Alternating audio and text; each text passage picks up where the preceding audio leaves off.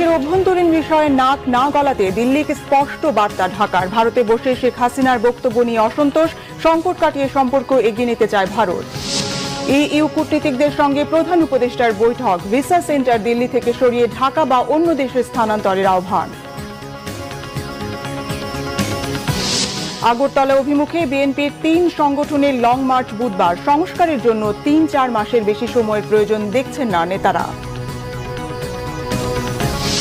দুর্নীতিকে প্রশ্রয় দেয় শেখ হাসিনার পিয়ন 400 কোটি টাকার মালিক হয়েছিল বললেন আইন উপদেষ্টা। জাতীয় সংসদে তরুণদের 30% মনোনয়ন দেওয়ার পরামর্শ বিশিষ্টজনদের।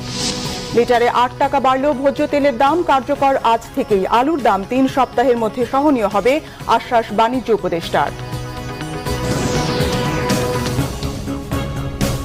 দেখছিলেন ক্রাউন সিমেন্ট সংবাদ শিরোনাম। এবারে বিস্তারিত। বাংলাদেশের অভ্যন্তরীণ বিষয়ে ভারতকে